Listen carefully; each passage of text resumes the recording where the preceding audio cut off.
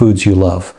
By the end of this video, you'll see why certain healthy berry habits can interfere with iron and zinc absorption, reduce blood flow to the scalp, create sugar spikes that stress hair follicles, and slowly weaken regrowth over time. And most importantly, you'll learn safer alternatives that support circulation, nutrient delivery, and long-term hair strength after menopause. Let's start with something most women never connect to hair loss. Mineral absorption. Hair follicles are among the most nutrient-hungry tissues in your body. They rely heavily on iron, zinc, copper, and certain B vitamins to stay in the growth phase. After menopause, iron absorption naturally becomes less efficient, even if your blood tests look normal. At the same time, the stomach produces less acid, which further reduces mineral uptake.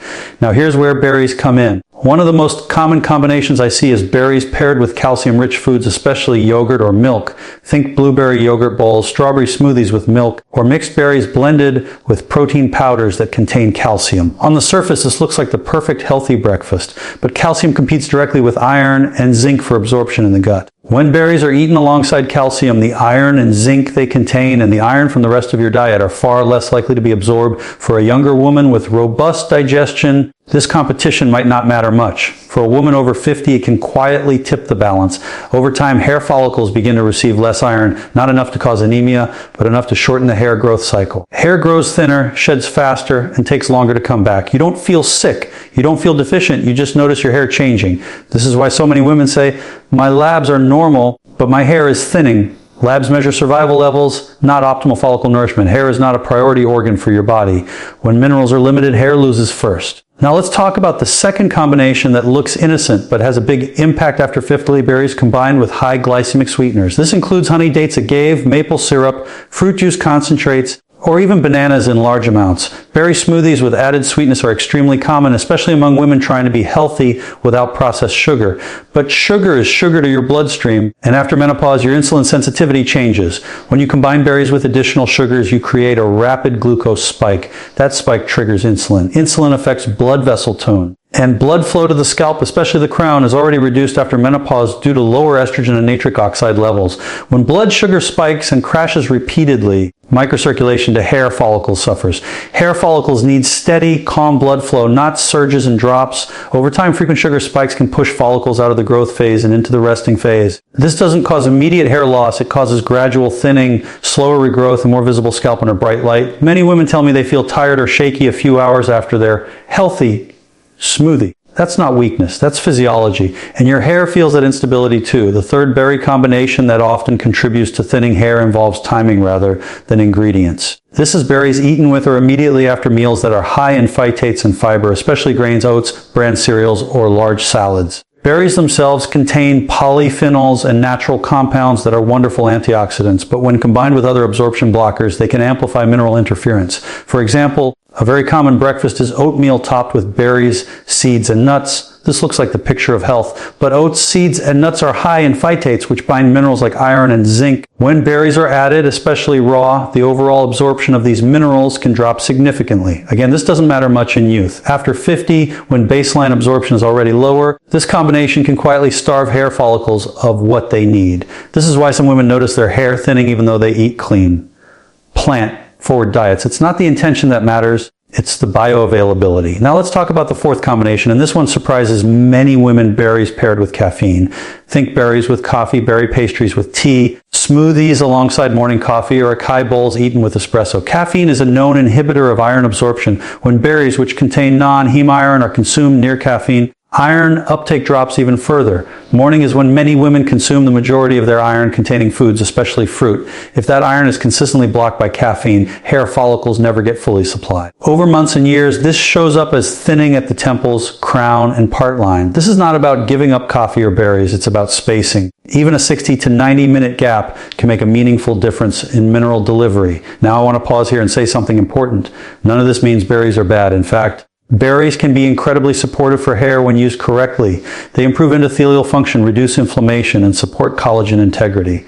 The problem is not the berries. The problem is pairing and timing in a post-menopausal body. After menopause, estrogen no longer supports scalp blood flow the way it once did. The body relies more heavily on nitric oxide, magnesium, and dietary patterns to maintain circulation. Blood vessels become more sensitive to sugar, stress, and inflammation. Hair follicles become more vulnerable to nutrient competition. So the margin for error becomes smaller. smaller. This is why women over 50 often say, I didn't change anything, but my hair changed. In reality, your internal environment changed. Now let's talk about safer alternatives, because awareness without solutions only creates frustration. One of the simplest shifts you can make is to eat berries away from calcium-rich foods. If you love yogurt, have your berries mid-morning or mid-afternoon instead of mixing them together, or switch to coconut-based yogurt occasionally, which does not contain calcium that interferes with iron. Another powerful change is reducing added sweetness. Let the berries be sweet enough on their own. If you need balance, pair them with healthy fats like a small amount of nuts or seeds eaten separately, not blended. Fat slows glucose absorption and protects circulation without blocking minerals as aggressively.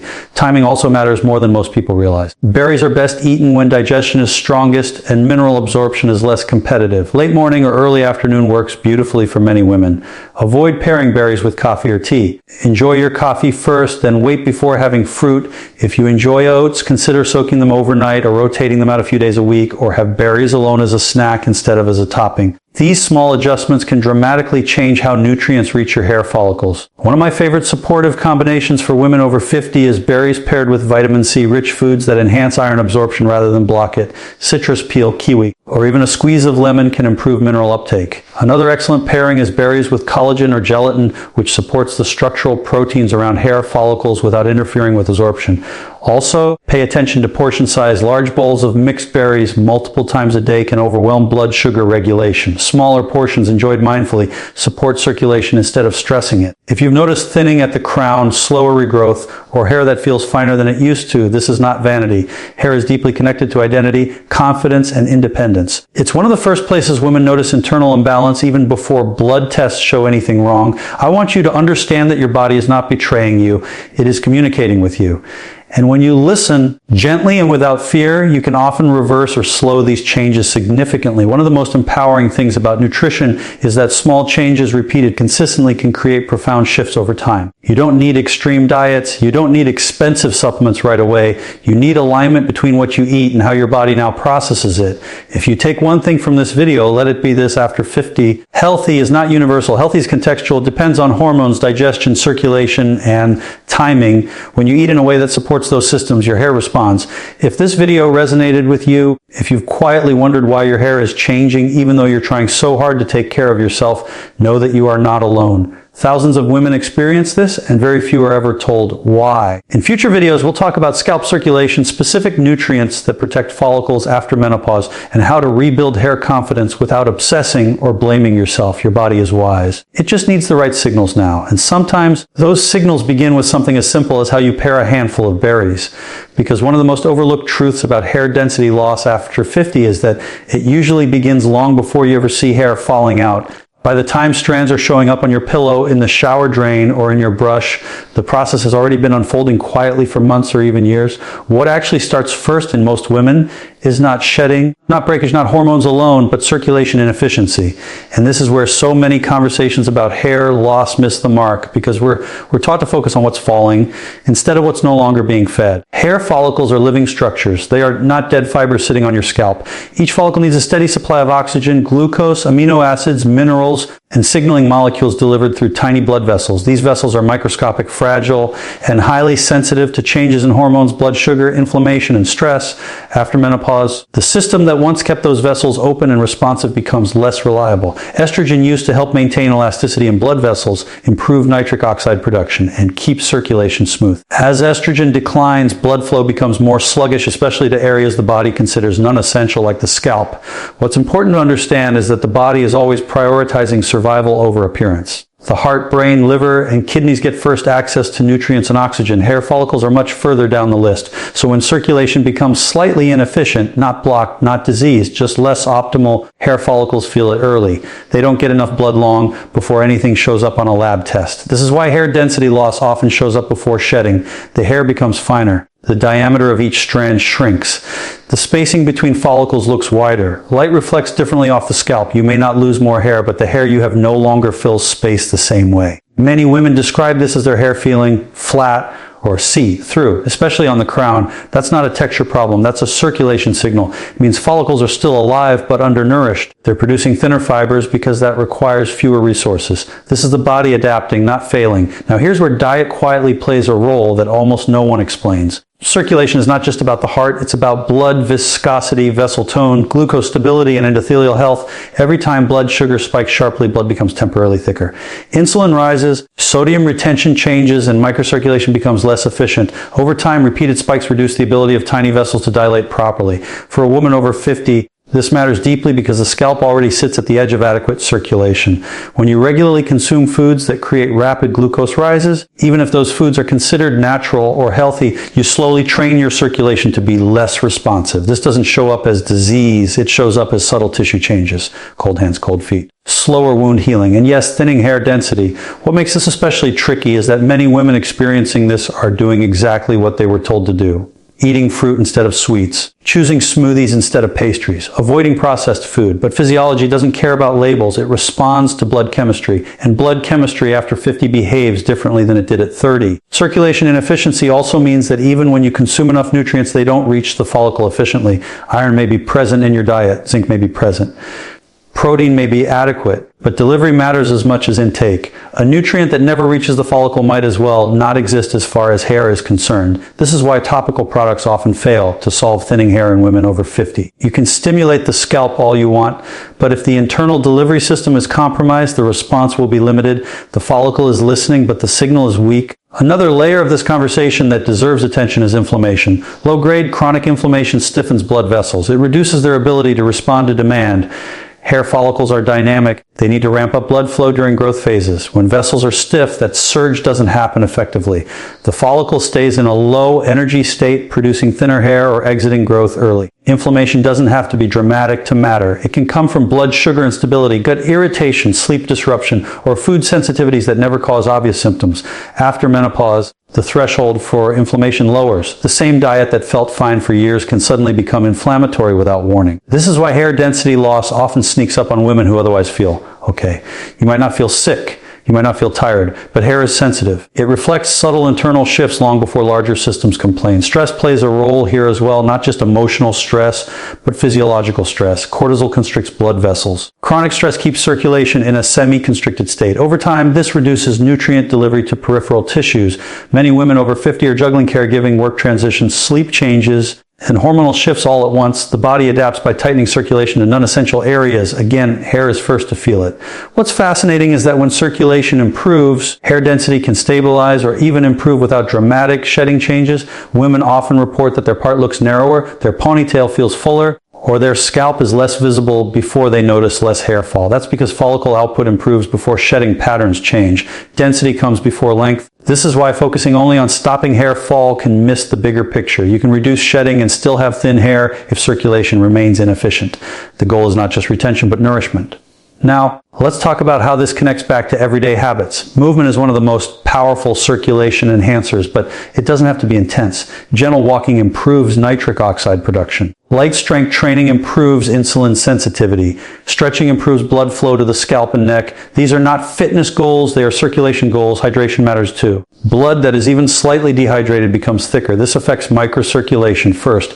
Many women drink less water as they age, either intentionally or unintentionally. Even mild dehydration can reduce scalp blood flow enough to impact hair density over time. Minerals like magnesium and potassium play a direct role in vessel relaxation. When these are low, vessels constrict more easily. Diets low in these minerals contribute to circulation inefficiency without causing obvious symptoms. Sleep is another major factor. During deep sleep, growth hormone supports tissue repair and circulation recalibration. Poor sleep reduces overnight follicle support. Many women notice hair changes during periods of prolonged sleep disruption, often around menopause. What I want you to take from this is not worry, but clarity. Hair density loss is not random. It's not punishment. It's information. It's the body saying that delivery systems need support. The encouraging part is that circulation is highly adaptable. Blood vessels respond quickly to improved signals. Within weeks of stabilizing blood sugar, improving hydration, reducing inflammation, and supporting vessel tone, follicles receive better nourishment. They may not immediately produce thick hair, but they stop shrinking. And when follicles stop shrinking, you preserve what you have. Preservation is powerful. It buys time. It protects confidence. It keeps options open. If you're over 50 and noticing subtle changes in hair density, I want you to know that this is often the earliest stage, not the end stage. And early stages respond best to gentle, consistent support. Hair doesn't need perfection. It needs consistency, calm blood sugar, reliable circulation, adequate delivery. When those are in place, follicles do what they're designed to do. Your body is not asking you to fight it. It's asking you to understand it. Part of what many women don't realize is that fruit timing, especially after 50, is not just a preference. It's a critical signal to your body that affects multiple systems, including hair health. When we talk about fruit timing influencing cortisol rhythms, we are not talking about a trivial detail. We're talking about the subtle ways your body's internal clock communicates with your follicles every single day. Cortisol is your stress hormone, yes, but it's also a regulator of metabolism, circulation, inflammation, and cellular activity. It rises and falls in predictable patterns, peaking in the early morning to help you wake up and then tapering throughout the day. For a woman over 50, those rhythms can shift slightly, influenced by hormonal changes, sleep patterns, and lifestyle factors. And what you eat and when you eat it can reinforce or disrupt those rhythms, directly affecting your hair follicles in ways few people realize. Think about a typical morning routine. Many women grab fruit, sometimes berries, first thing with coffee or on an empty stomach.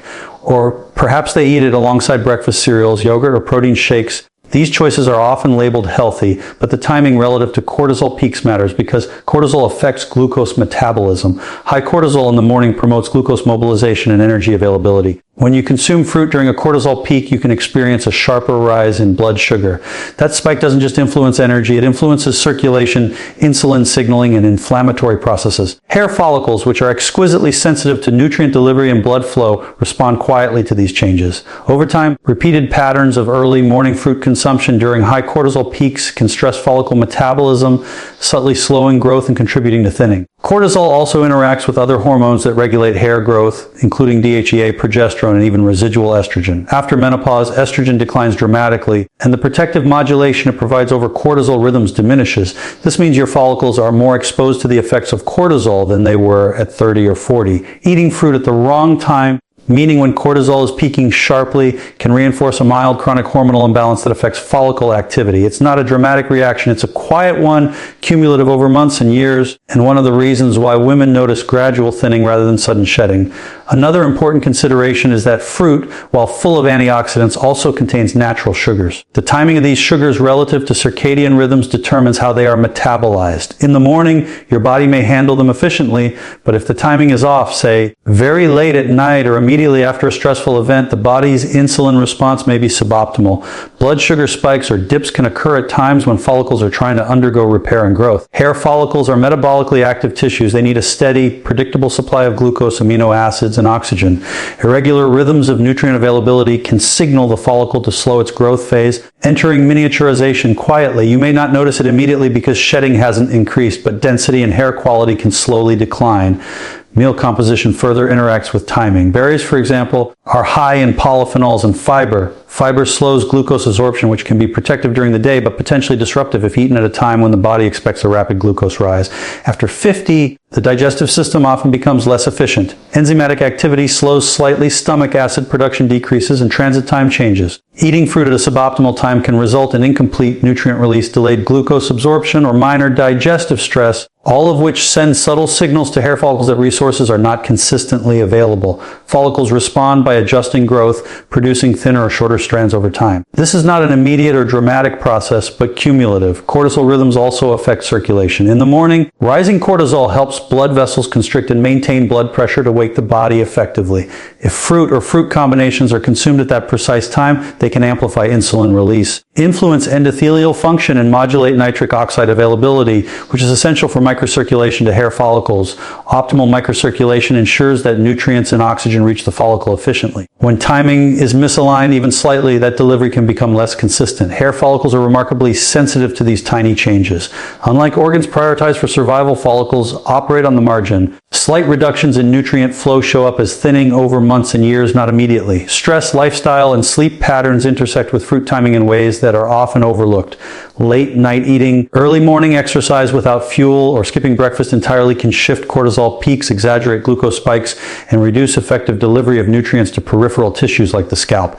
Hair follicles, again, are sensitive early indicators. They react before larger metabolic systems complain. This is one reason why women often notice hair changes even when blood tests and general health indicators remain normal. Hair is an early warning sensor for systemic rhythm and nutrient alignment. There's also the cumulative effect of repeated poor timing. Even if one instance of early morning fruit doesn't seem problematic, when it becomes a pattern, say every day for months, the subtle metabolic stress on follicles adds up. Follicles that once grew thick strands now produce thinner ones. The scalp appears less dense.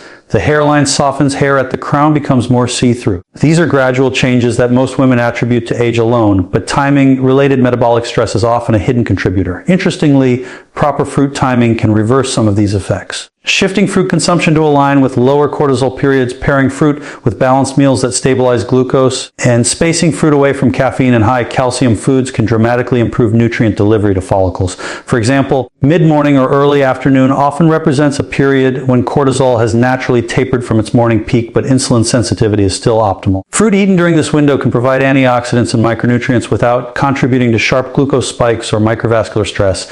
Hair follicles respond positively with improved growth quality, thickness, and strength. Hydration also interacts with timing. Cortisol influences water retention, blood pressure, and circulation. Consuming fruit at times when hydration is optimal enhances microcirculation and nutrient delivery. Conversely, fruit consumption during periods of relative dehydration or high stress may reduce the efficiency of nutrient transport, subtly affecting hair quality. After menopause, when baseline hydration and vascular flexibility may decline, these timing effects are magnified. Hair follicles rely on consistent optimal delivery systems. Minor misalignments show up in density and resilience long before they show up elsewhere in the body. Sleep cycles intersect with timing too. Follicles have their own rhythm of repair and growth that occurs largely during deep sleep. Consuming fruit too close to bedtime can elevate blood sugar at a time when the body expects lower glucose availability. Elevated nighttime glucose can disrupt insulin and cortisol rhythms, which in turn can affect follicle repair processes. Hair may shed more or growth may slow, not because of nutrient deficiency, but because the internal signaling environment is out of sync. This illustrates how timing is as important as the content of your diet for hair health after 50. Postmenopausal shifts in hormone production further complicate this relationship. Cortisol rhythms may shift, melatonin levels can decrease, and residual estrogen no longer modulates vascular tone and nutrient delivery as effectively. Follicles become more sensitive to environmental and dietary timing cues. Misaligned fruit consumption can create subtle yet cumulative stress on these follicles, leading to thinning density without overt shedding at first. It's a silent, internal adjustment that reflects the body's prioritization of essential systems over hair maintenance. Even the type of fruit matters when considering timing. High sugar fruits like grapes, bananas, or tropical berries can produce more pronounced glucose spikes compared to lower sugar options like blueberries, raspberries, or blackberries. When these higher sugar fruits are consumed during cortisol peaks or periods of low insulin sensitivity, microcirculation to hair follicles can be transiently impaired. Lower sugar fruits consumed at the same time may provide antioxidants without causing the same degree of metabolic stress. Over weeks and months, this distinction can influence follicle health, strand thickness, and visible density. Another factor is meal composition surrounding fruit intake. Pairing fruit with proteins, healthy fats, or low glycemic carbohydrates can buffer glucose response and improve delivery of nutrients to the scalp. Timing these combinations correctly relative to cortisol peaks and natural circadian rhythms optimizes follicle nourishment. Misaligned timing fruit alone on an empty stomach during a cortisol spike may reduce efficiency, whereas thoughtful timing with balanced macronutrients supports follicle growth. Circulation, insulin response, hormone signaling, inflammation, hydration, and nutrient absorption are all interconnected. Timing fruit consumption to respect these rhythms can reduce cumulative stress on follicles, maintain hair density, and support strand quality. After 50, when follicles are more vulnerable to small shifts in internal environment, timing becomes a silent but powerful ally in preserving hair health.